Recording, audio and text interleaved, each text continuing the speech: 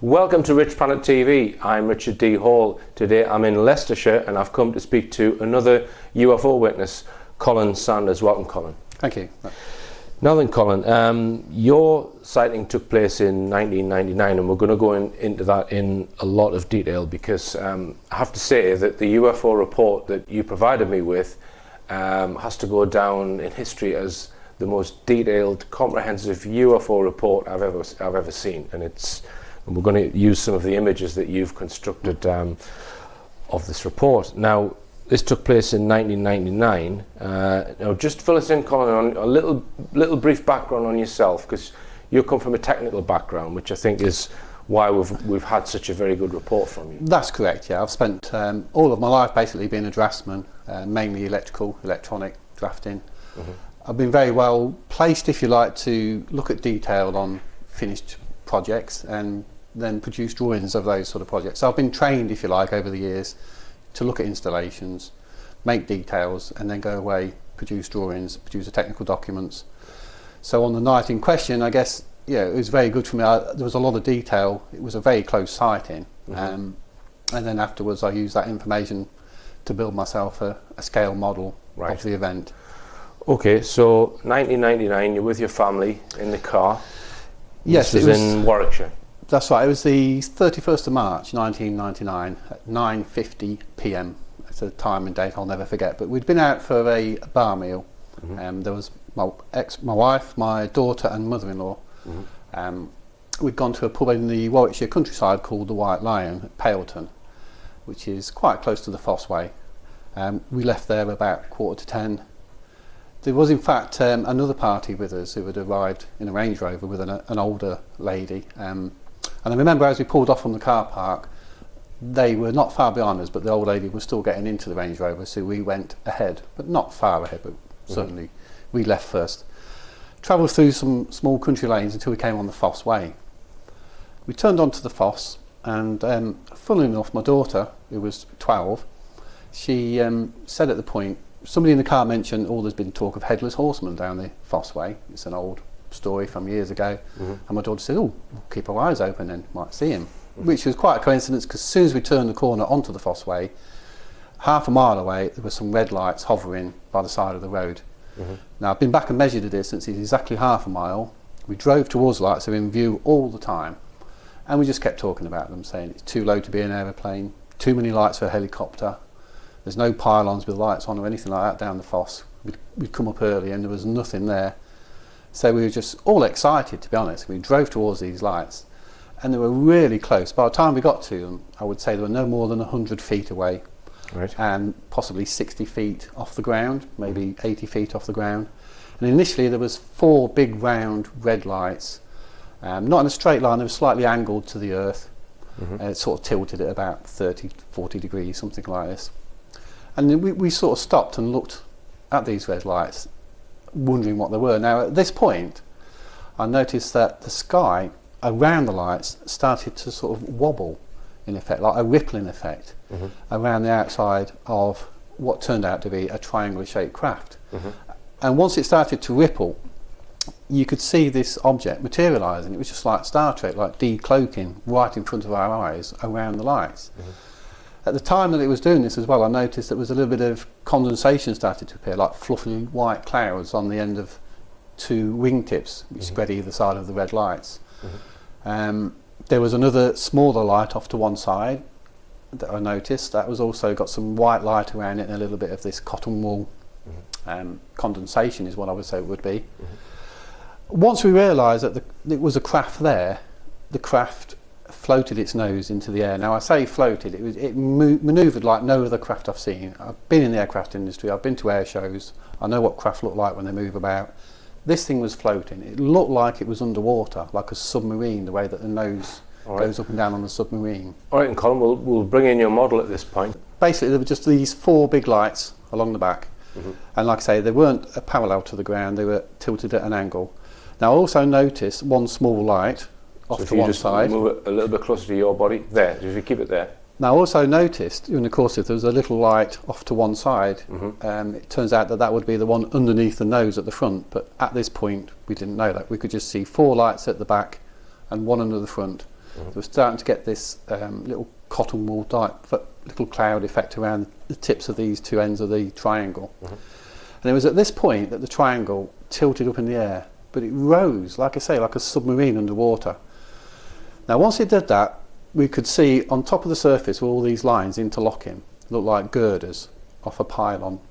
Now the grey that I've shown on the model was in fact like liquid. It was going up and down the surface. It was underneath the white lines, but it looked like it was rippling from top to bottom. I've described it as like a lake at night when the moon's shining on it, it's got slight rippling on it. That's the effect that we could see underneath the white lines. Now it obviously wasn't distortion because the white lines on top that were interlocking were not distorted in any way. So it looked like a transparent skin filled with water that was running from top to bottom, grey, but whether that was boiling liquid nitrogen, hydrogen or whatever, I've got no idea what it was. When you say grey, might it have been mercury or something like that? It was darker than the mercury. Mercury's a bit silver, this was a bit darker than that. Right, okay. A little bit darker than the model actually. But like I say, all the other lines on top of the craft were not distorted in any fashion, so that rules out heat distortion or electromagnetic fields as it would have affected the whole of the craft. These box sections came off the surface and they interlocked. I've tried to reproduce the pattern here, but I can't bring the exact pattern to mind, but it's along this ratio of the lines you can see on the surface of the model. Now the strangest thing happened at this point, and there was 4 of us in the car looking at this occurrence. Basically, for me, at one point, it was almost like somebody had put some binoculars up in front of my eyes, and I could see some of the detail on the craft a lot closer than I should have been able to see it. I could see this nose, a close-up of the nose, and I could also see how the craft had been manufactured on the side here.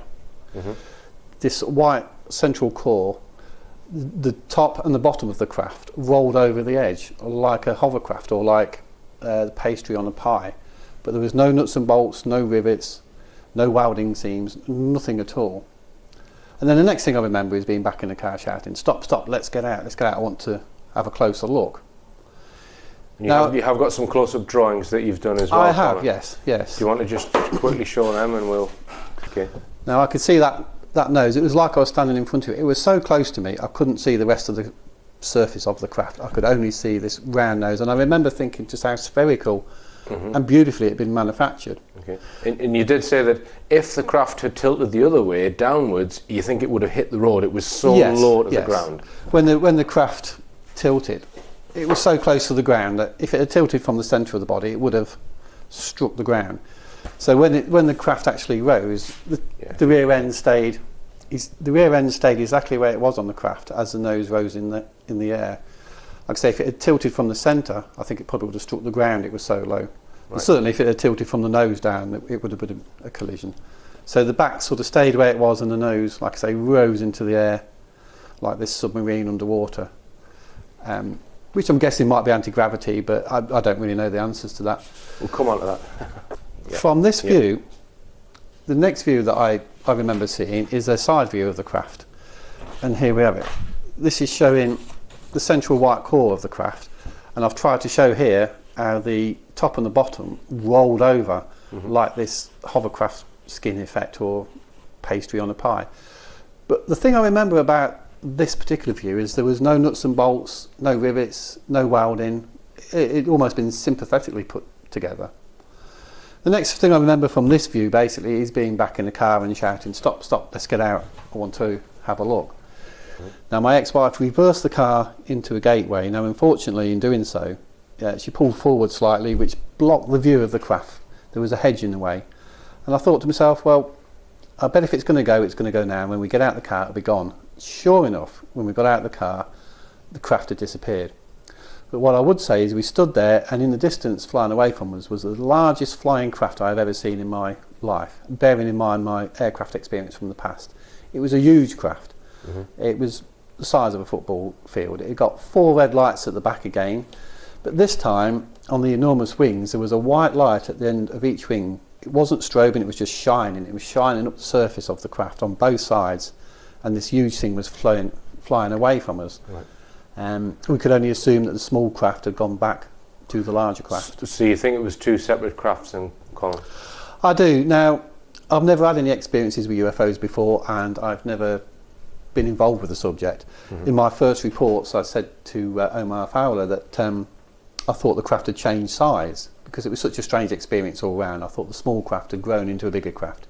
Once I started researching on the internet and finding out about UFOs, which I always thought were saucer-shaped until I had my own experience, then I believe that was a mother craft. They talk about motherships and small crafts going back to them, and I believe that's what took place on that particular night. And there is another case of somebody allegedly seeing a larger craft with a smaller triangular craft docking onto it. That's correct. A while ago I wrote an article for the Flying Saucer magazine, FSR, and in that article I did show a drawing that had come from Omar's journal that he produces, which showed a large triangle, and inside the larger triangle there was a small triangle and a square block as well. Right. That led me to believe that the small triangle docks with the larger triangle. Maybe that's what some of these lines upon the surface are for. Maybe these are a docking mechanism, I don't know. All right, and now after you'd given a detailed account of all of this, Colin, you then saw a drawing of one of the Belgian craft. Just tell us about what you thought when you saw that. Well, I was just absolutely amazed when Omar sent me one of his journals on the Flying Triangle mystery, and there was a guy in Belgium, in Stockis, I think the town was called, who had a triangle fly over his head. Now, he did a detailed drawing of the underneath of the triangle. Now, exactly the same on the underneath of his triangle were these lines in relief, these lines coming off the surface, as you can see on our triangle. We only seen the top and the back. So what I did, I took the drawing of the Belgium triangle and produced the bottom. Now, his lines are also coming off the triangle in relief. It seemed too much of a coincidence to me that a UFO with triangles on the surface would also have these on the bottom. I believe it was the same craft or same series of craft that the guy in Belgium had seen. So basically I drew these on the computer. I took his sighting of the underneath, I took our sighting of the top and the rear, and put them together to produce this basically scale model. And any noise at all? Absolutely none whatsoever, and more importantly there were no smells. You couldn't smell anything. There was no fuel being burnt from like a conventional engine. I mean, some people have said to me, was it perhaps a stealth fighter or the stealth bomber? Well, at that distance, I mean, this thing was only like 100 feet away from us. You know, the stealth fighter, the F-117, weighs, I think it's 3,800 pounds, but it's only got two engines which produce 30,000 pounds of thrust.